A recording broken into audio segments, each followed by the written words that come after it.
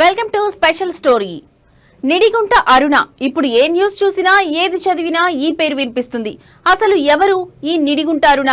ఈ అరుణకు rowdy sheeter Srikanth కు ఉన్న సంబంధాలేంటి? వీళ్ల మధ్యలో ఐపీఎస్ లా ప్రమేయం ఉందని వస్తున్న వార్తల్లో ఎంత మేరకు నిజం ఉంది? ఎందుకని ఐపీఎస్ లను ఇందులోకి లాగుతున్నారు? ఫోటో దిగినంత మాత్రాన సపోర్ట్ చేస్తున్నారని అనడం ఎంతవరకు కరెక్ట్?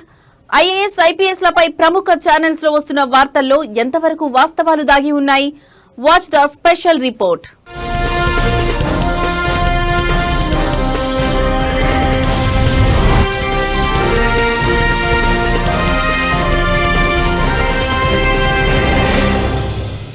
నిడిగుంట అరుణ, శ్రీకాంత్. ఇప్పుడు ఈ పేర్లు తెలియని వారు లేరు. శ్రీకాంత్ని అడ్డం పెట్టుకుని ఈమె చేసిన అరాచకాలు అన్నీ ఇన్ని కాదని 2 తెలుగు రాష్ట్రాల్లో వార్తలు గుప్పుమన్నాయి. మరికొన్ని వార్తల్లో నిడిగుంట అరుణను అడ్డం పెట్టుకుని ఇంకొంతమంది రౌడీజం దందాలు సెటిల్మెంట్లు చేస్తున్నారని ఇంకొన్ని వార్తలు వస్తూనే ఉన్నాయి. ఇవన్నీ ఇలా ఉండగా నిడిగుంట అరుణపై వచ్చే వార్తా కథనాల్లో కొంతమంది ఐపీఎస్ల ప్రమేయం కూడా ఉందని నిరాధారమైన అభియోగాలు చేశారు. ఆ అభియోగాలను మీడియా సంస్థల వేదికగా 1కి 10 సార్లు చెప్పిందే చెప్పి ప్రజలను తప్పుదోవ పట్టిస్తూ ఎన్నిసార్లు ఐపీఎస్ల పేర్లు వాడారు అంటే ఇదేదో నిజమేనేమో అనుకునే విధంగా ఆధారం లేని అభియోగాలతో ఐపీఎస్లపై కుట్ర పన్నుతున్నారు. అందులో ముఖ్యంగా అప్పటి నెల్లూరు ఎస్పీ తిరుమలేష్ రెడ్డితో అరుణకు సంబంధాలున్నాయని, ఆయన ఆమె వెనకుండి సపోర్ట్ చేశారని చెప్పారే తప్ప ఒక్క ఆధారం కూడా ఎవ్వరూ చూపించలేకపోయారు. ఒకవేళ జిల్లా అధికారి దగ్గరికి ఎవరైనా కలిసి బాధలు కష్టాలు లేదా జిల్లా అధికారి కాబట్టి మర్యాదపూర్వకంగా కలిసి ఒక పుష్పగుచ్చం ఇచ్చే ఆనవాయితీ సర్వసాధారణం. ఇలాంటివి చేస్తూ ఫోటోలు దిగడం కూడా సాధారణమైన విషయమే. ఫోటో దిగినంత మాత్రాన సపోర్ట్ చేస్తున్నారని అనుకోవడం అనడం ఎంతవరకు కరెక్ట్? అప్పటి రాష్ట్ర డీజీపీ ద్వారకా తిరుమలరావుతో కూడా నిడిగుంట అరుణకి సంబంధాలు ఉన్నాయని ఆరోపణలు కూడా వచ్చాయి. ఒక రాష్ట్ర డీజీపీగా ఉన్న అధికారిని కూడా చాలా అవలీలగా ఈ కుట్రలు బలి చేసే ప్రయత్నాలు జరిగాయి. అసలు నిడిగుంట అరుణకి రాష్ట్ర డీజీపీగా ఉన్న ద్వారకా తిరుమలరావుకి ఏంటి సంబంధమని ఎవరూ ఆలోచన కూడా చేయలేకపోవడం ప్రజలను ఆశ్చర్యానికి గురిచేస్తుంది.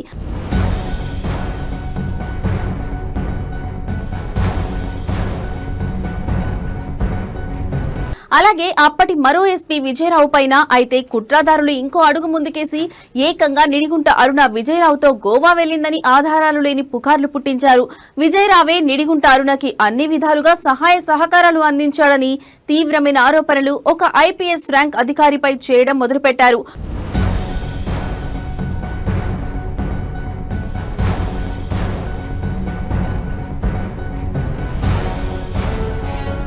విజయరావు నిడిగుంట అరుణతో గోవా వెళ్లాడని ఆరోపించిన వాళ్ళు, అంత బహిరంగంగా మీడియా వేదికగా చెప్పిన వాళ్ళు ఎందుకు ఒక్క ఆధారం కూడా చూపించలేకపోయారు?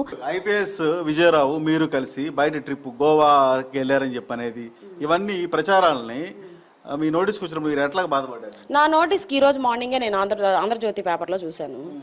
అది నేను ఎప్పుడు కూడా అసలు ఆశ్చర్యపోయాను. నేను ఐపీఎస్ ఆఫీసర్తో ట్రిప్పులకి వెళ్ళేంత స్థాయి నాది కాదు. నేను చాలా చిన్నదాన్ని. నేను గోవా వెళ్ళినటువంటి నా ఫ్యామిలీతో వెళ్ళినటువంటి వీడియోలు కానీ ఫోటోలు కానీ అన్నీ మీకు ఇచ్చేస్తాను. అందులో ఎక్కడ ఎవరున్నారు అనేది మీరే చూడండి. ఏ ఆధారాలు చూపించకుండా మీడియా వేదికగా గోవా వెళ్లాడు, బయట షికార్లు చేశాడు అని రకరకాల పుకార్లు పుట్టించారు. అయితే పుకార్లు వదంతులు ఎవరి గురించైనా మాట్లాడడం నేటి సమాజ పోకడలో ఒక భాగమైపోయింది. కానీ ఇలాంటి పుకార్లు, ఆధారాలు లేని అభియోగాలు ఒక ఐపీఎస్ ర్యాంక్ అధికారులపై చేయడం ఎంతవరకు సమంజసం?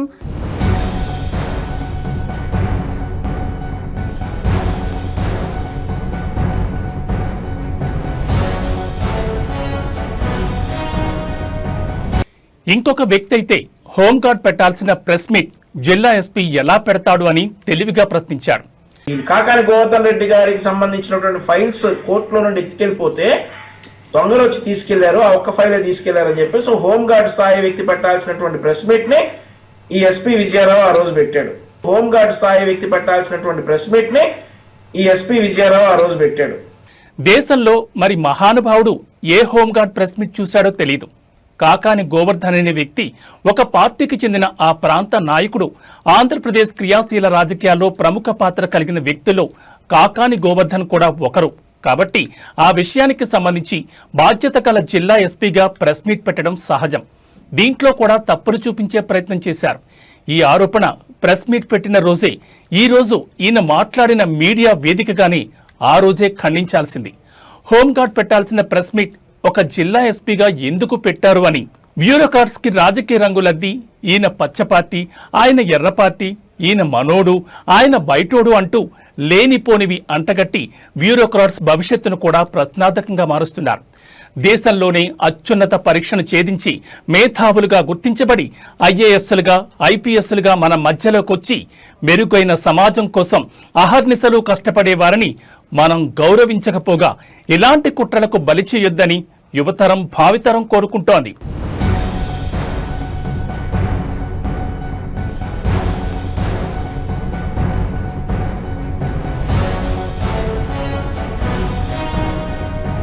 బాధ్యత గల మీడియా రంగంలో ఉండి ఇక్కడ ఈ రిపోర్టర్ ఏం మాట్లాడుతున్నాడో వినండి. అయితే ప్రధానమైన ఆరోపణ అప్పుడు కలెక్టర్గా అదే ఎస్పీగా ఉన్న ఐపీఎస్ అధికారి విజయరావు మీకు అరుణకి అది అన్కంప్లీటెడ్ పవర్స్ ఇచ్చాడు.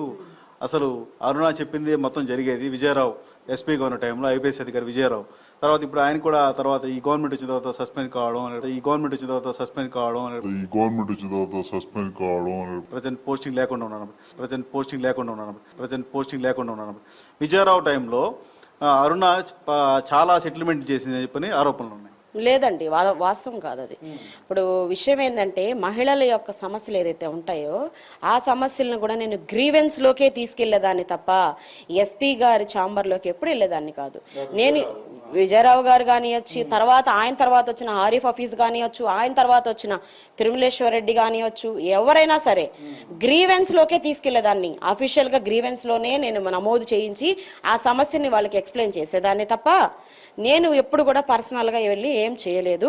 ఆయన మీద బురద చల్లడానికి ఏమన్నా ఇలా వాడుకుంటున్నారేమో నాకైతే తెలియదు. క్లియర్ గా విన్నారు కదా, విజయరావు సస్పెండ్ అయ్యాడని ఈ రిపోర్టర్ చెప్తున్నాడు. కానీ విజయరావు కొన్ని నెలలు మాత్రమే విఆర్లో ఉండి 2024 సెప్టెంబర్లోనే రోడ్స్ అండ్ సేఫ్టీ వింగ్ కి డిఐజీగా పదవీ బాధ్యతలు చేపట్టారు. సో చూశారు కదా, మరి ఎందుకని ఇందులోకి ఐఏఎస్లను ఐపీఎస్లను లాగుతున్నారు? బాధ్యత గల అధికారులపై మీడియా ఎందుకని అపనిందలు వేస్తుందో ప్రజలే అర్థం తెలుసుకోవాలి.